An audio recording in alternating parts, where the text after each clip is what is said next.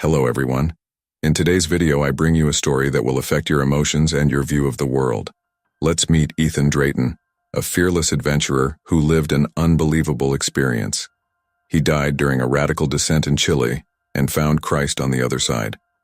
But the most shocking thing is the revelation he received about October 7th, a date that promises to change the course of humanity forever. What he saw and felt is something you need to hear until the end. So, leave your like, subscribe to the channel so you don't miss any transformative content like this, and activate the bell to receive all notifications. Now, get ready for a journey that will leave you speechless.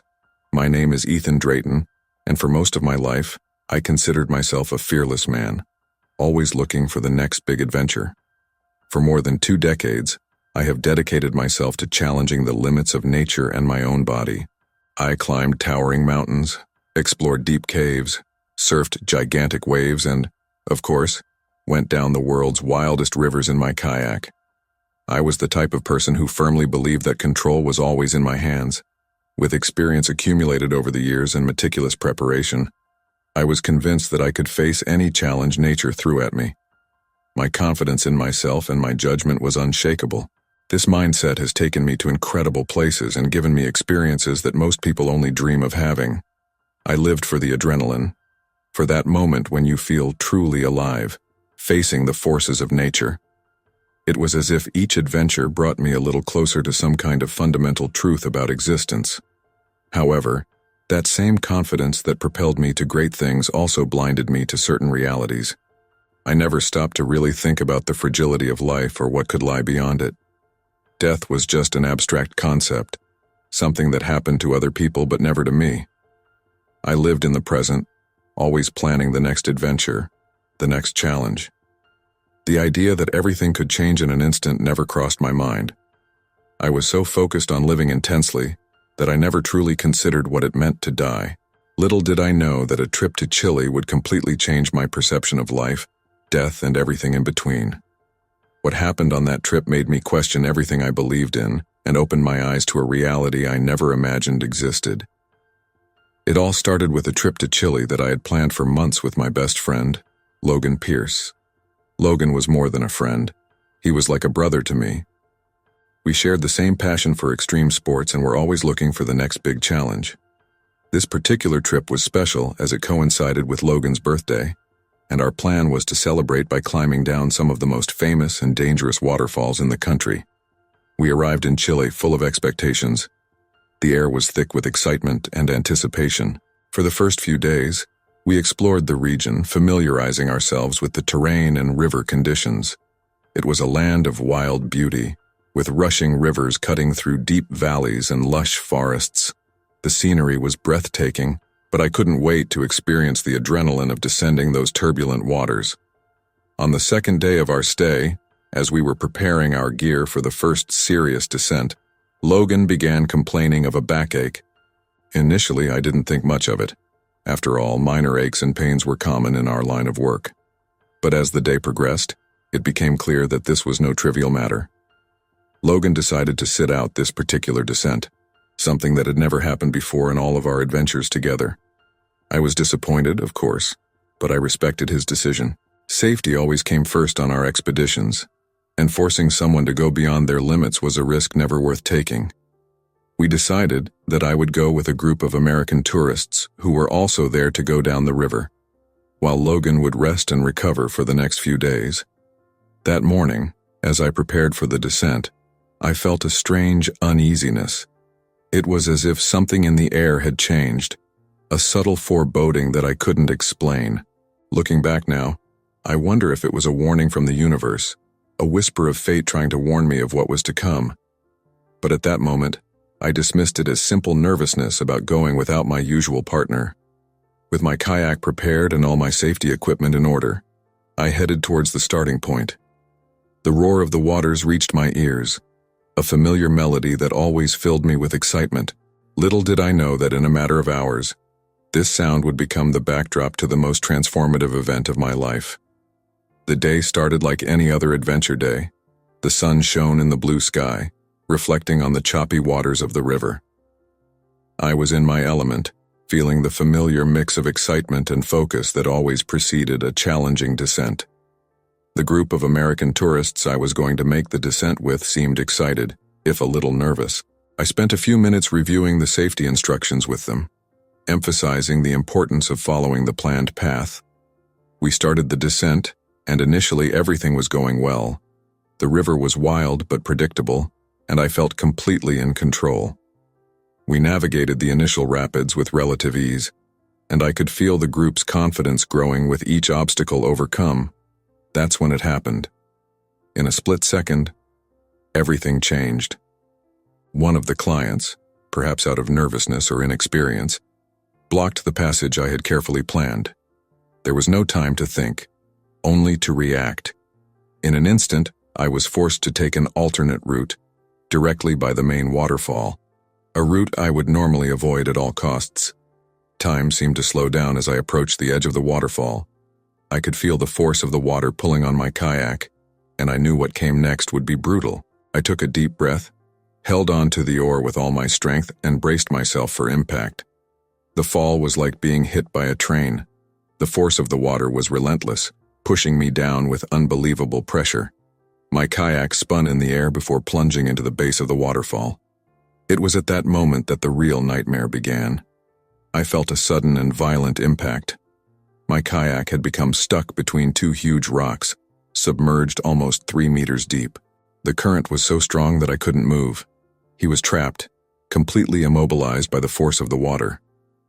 The next few seconds were pure panic.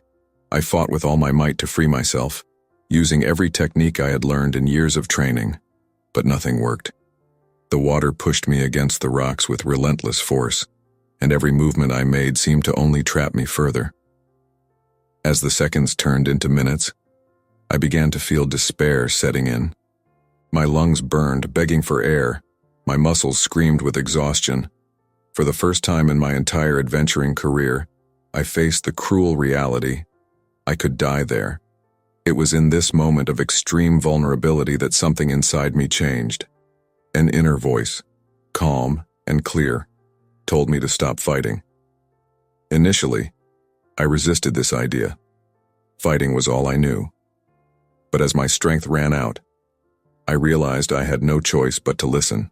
And so, surrounded by the raging waters, about to lose consciousness, I did something I had never done before. I surrendered. I stopped fighting the current and just accepted it. I accepted that perhaps it was my end. I accepted my powerlessness in the face of the forces of nature. And in that acceptance, something incredible happened. The moment I accepted my situation, a surprising calm came over me. It was as if all the struggle, all the fear, and all the excitement had simply melted away. I was still physically trapped underwater, but mentally, spiritually, something had changed drastically. It was then that I experienced something that defied everything I believed possible. I felt like I was being enveloped by a loving, comforting presence. It wasn't something I could see or touch, but it was as real and tangible as the water around me. It was as if a pair of invisible hands were hugging me, protecting me. At that moment, I was absolutely certain that I was in the presence of Christ. It was not a religious figure as I had imagined in my previous limited understanding, but a pure manifestation of unconditional love. All the anxiety and fear I had felt moments before completely dissolved. The most extraordinary thing is that I didn't feel any pain. My physical body was still trapped under the water, struggling to survive, but my spirit, or consciousness, or whatever you want to call it, seemed to have broken free. Suddenly, I found myself floating above the river, taking in the entire scene with startling clarity. It was as if I was watching a movie in high definition. I could see my body trapped between the rocks, the frantic efforts of the rescue team on the bank, the churning of the waters, but all of this seemed distant, almost irrelevant. I felt more alive than ever, more aware and present than I had ever been in my entire life. In this heightened state of consciousness, I began to experience something I can only describe as a life review. Scenes from my past began to unfold before me, not in a linear or chronological fashion, but all at the same time. It was as if I could see my entire existence at once, every moment, every decision, every relationship. The most fascinating thing is that I was not just reliving these memories, but experiencing them with a new perspective. I could feel the emotions of the people I interacted with, understand the consequences of my actions in a way that had never been possible before. I saw moments of joy and sadness, of triumph and failure, all woven into an intricate tapestry that was my life. And in each of these scenes, in each moment of darkness or light, I realized one fundamental truth. It was all about love. The moments of greatest joy were those in which love was present in its purest form. What about moments of pain, anger, or fear? They were simply the absence of that love. This revelation was profound and transformative. I realized that all the hate, all the anger, all the fear I had ever experienced or caused were just manifestations of a lack of love. Just as darkness is merely the absence of light, all negative emotions were merely the absence of this universal love that now enveloped me. As this understanding solidified, I felt lifted even higher, as if I was being gently pulled into a new level of existence.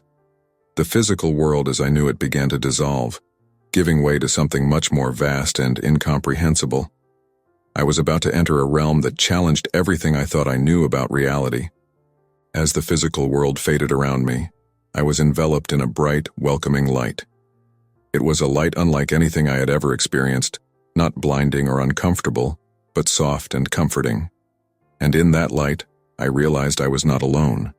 I was greeted by beings that I can only describe as entities of pure light.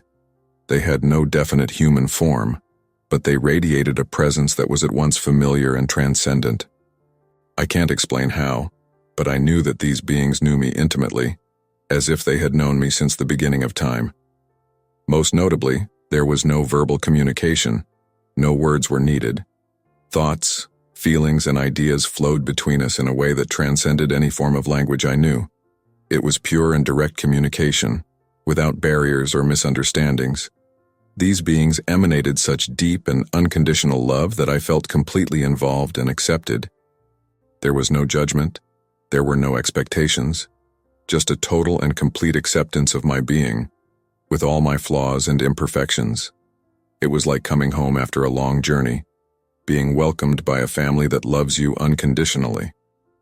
As I floated in this expanded consciousness, light beings began to show me visions. These were not static images or linear scenes, but multidimensional experiences that I could feel and understand on a deep level. One of the most impactful visions was about the future.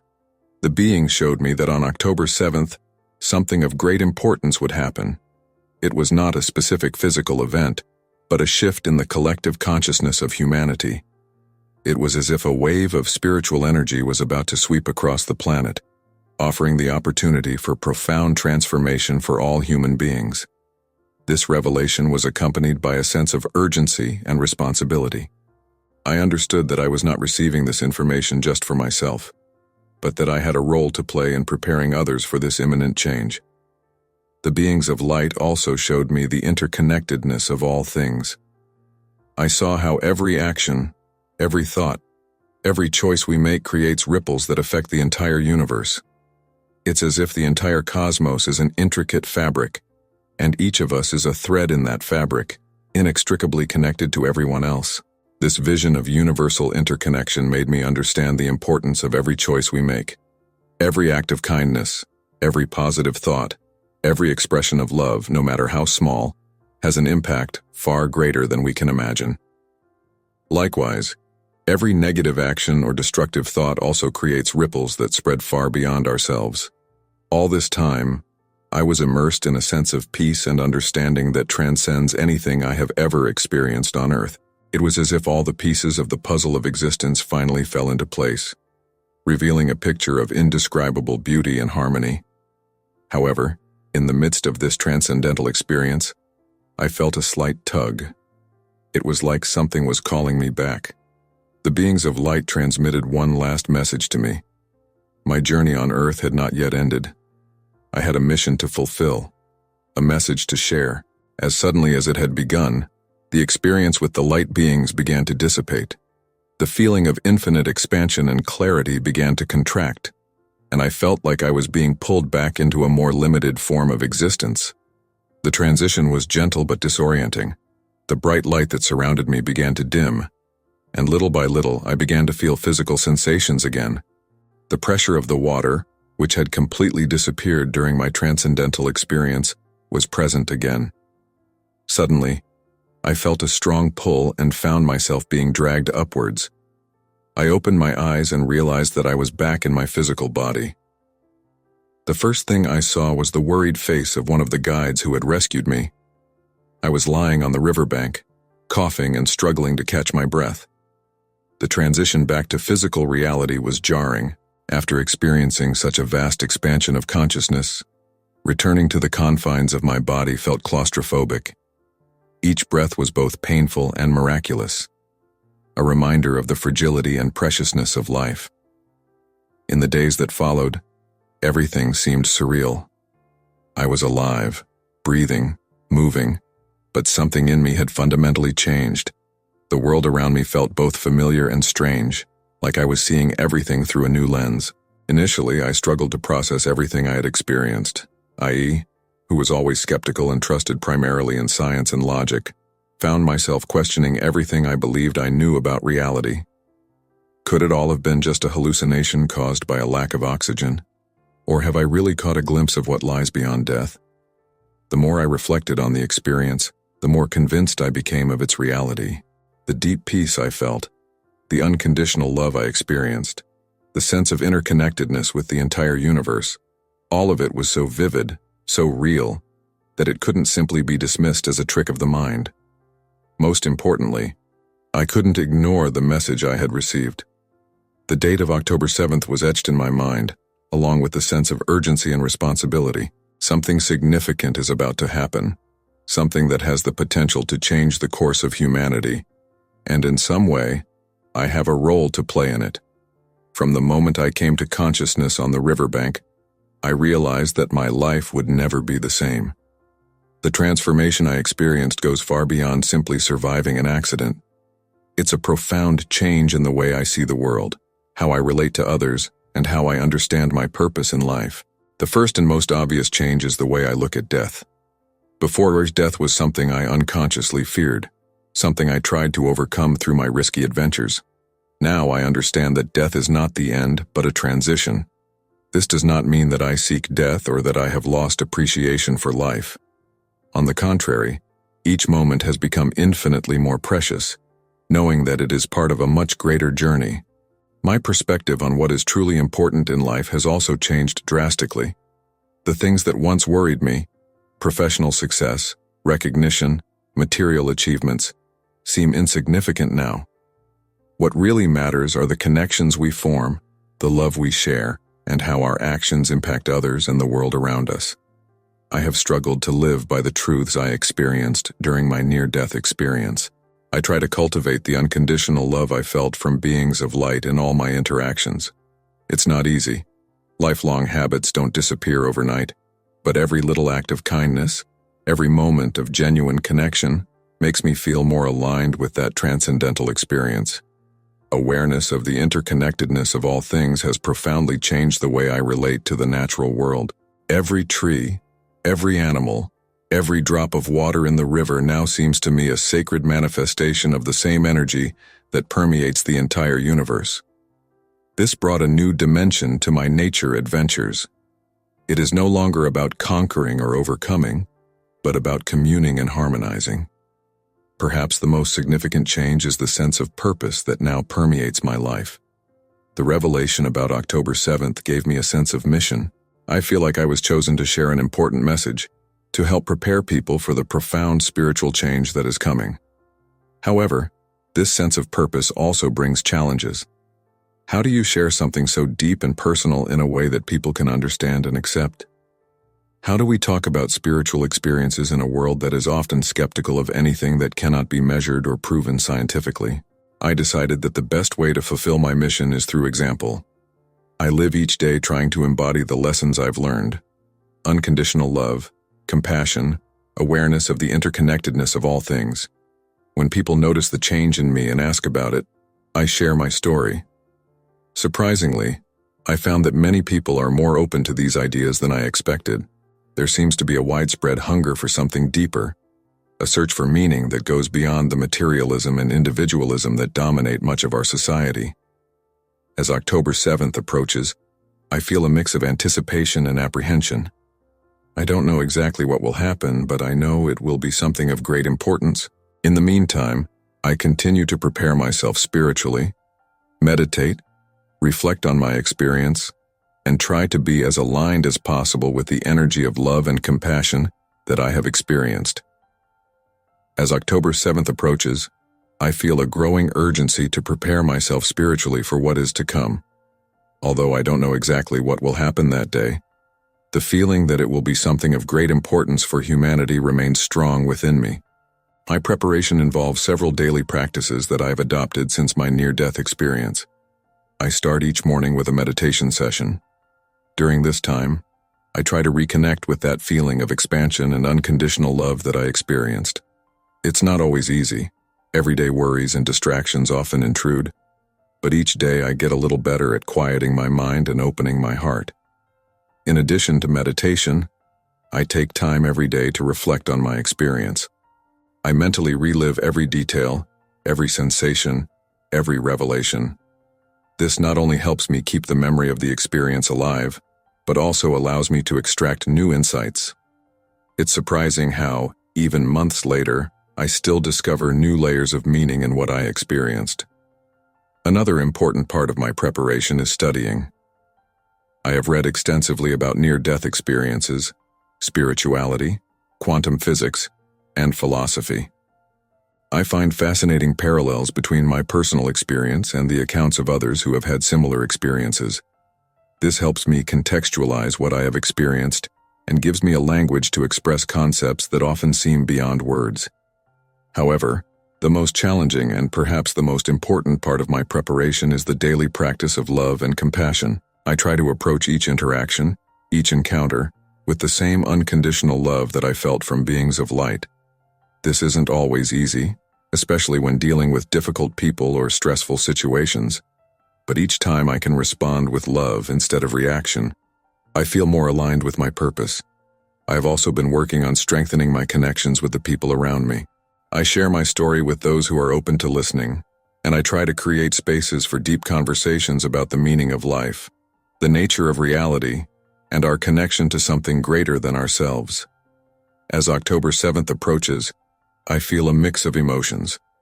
There is an expectation, a feeling that something monumental is about to happen. At the same time, there is a certain apprehension. What if nothing happens? What if I misinterpreted the message I received?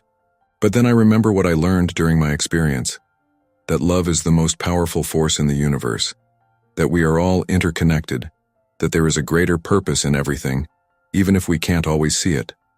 And that brings me peace.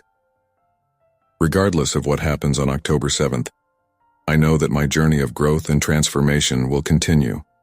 The near-death experience was just the beginning. Each day is an opportunity to live the truths I have discovered, to spread more love and light in the world, to help others awaken to the greater reality that surrounds us. And so, I continue my preparation with an open heart and a receptive mind, ready for whatever the future holds. Since my near-death experience, I have felt a deep calling to share what I have learned with as many people as possible. It's not about convincing anyone or imposing my beliefs, but about offering a perspective that can bring comfort, hope, and a deeper sense of purpose to those who are open to it. Initially, I only shared my story with close friends and family. Their reactions ranged from incredulity to fascination, but what surprised me was how hungry many of them seemed to be for this kind of conversation. I realized there was a widespread hunger for something deeper, a search for meaning that went beyond everyday concerns. Encouraged by these early conversations, I decided to share my story more widely. I began giving talks in small groups, at community centers and local churches. I spoke about my experience, about the unconditional love I felt, about the interconnectedness of all things, and about the revelation of October 7th. The response has been surprising.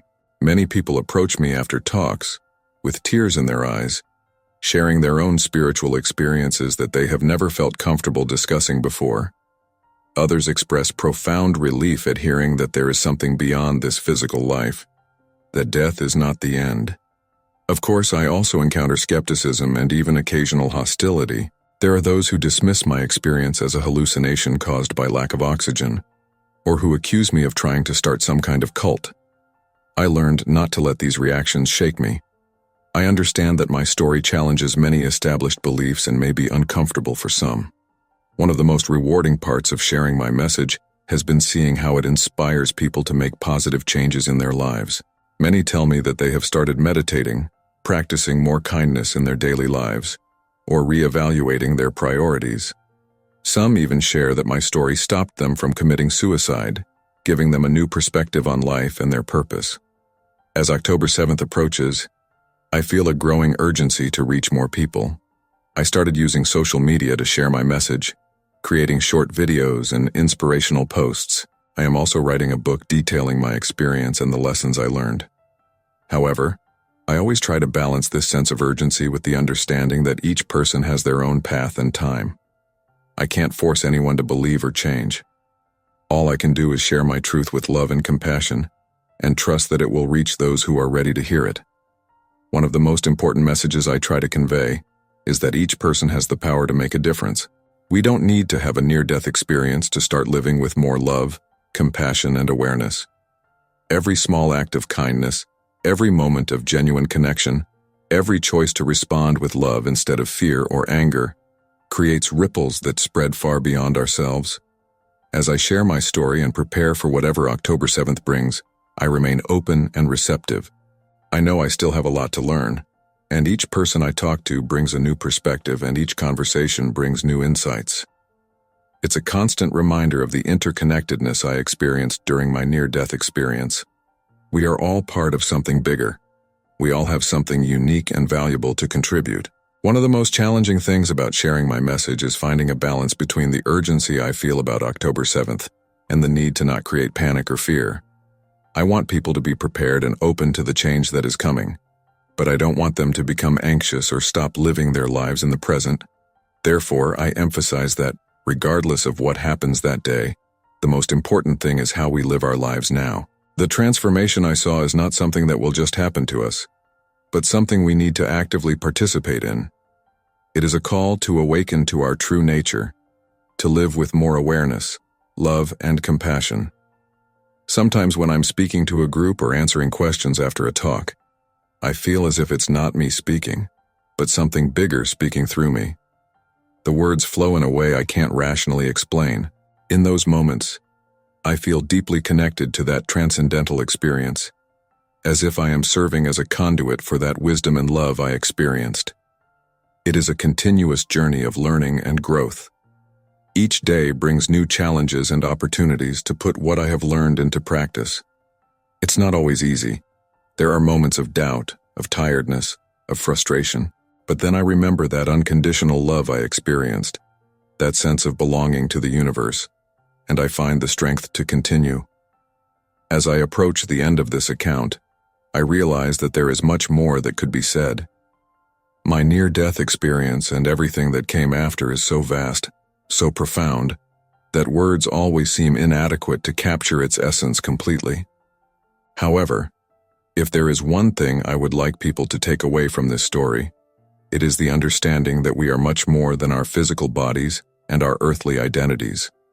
We are spiritual beings having a human experience, connected to something much greater than we can imagine. This understanding does not diminish the importance of our earthly life. On the contrary, it makes it infinitely more precious. Every moment is an opportunity to grow, to love, to make a difference. We don't need to wait for a big event or a near-death experience to start living with more awareness and purpose. As October 7th approaches, I feel a mix of emotions. There is expectation, yes, but also a deep peace. I know that no matter what happens that day, the true transformation is already underway. I see it in the people I meet, the stories I hear, the changes I observe in myself and others. My experience has taught me that love is the most powerful force in the universe. not the romantic or conditional love that we often associate with the word, but a universal, unconditional love that embraces everything and everyone. It is this love that has the power to heal, to transform, to elevate our collective consciousness. As I prepare for what's to come, I invite everyone who reads this story to join me on this journey of transformation. You don't have to believe everything I say or have had a similar experience. Just be open to the possibility that there is more to life than what we see on the surface, and be willing to live with more love, compassion, and awareness. I believe we are on the threshold of a new era for humanity. It will not be a change that happens overnight, nor will it be the same for everyone, but it is an opportunity for each of us to awaken to our true nature, to reconnect with our spiritual essence and the world around us. As I write these final words, I feel a deep gratitude. Gratitude for life, for the second chance I received, for the opportunity to share this message. Gratitude for each person who had the patience to read this far, to consider these ideas, perhaps even to question their own beliefs and perceptions. I don't know exactly what the future holds, neither for me nor for humanity as a whole. But I know that no matter what happens, we are all on this journey together. We are all part of the same cosmic tapestry, all reflections of the same divine light. So as we prepare for October 7th and everything that comes after, remember, you are loved, you are important, you have a purpose. Live each day with awareness, with compassion, with love, because in the end, that's what really matters. And who knows, perhaps one day, when our earthly journey comes to an end, we will find ourselves in that realm of light and love that I was privileged to glimpse. Until then, let's make this life, this human experience, something truly extraordinary. If you liked this beautiful spiritual testimony, leave a like, comment on your impressions, subscribe to the channel, and don't forget to activate the notification bell to watch each new video and help us spread this message to a greater number of people. Until next time.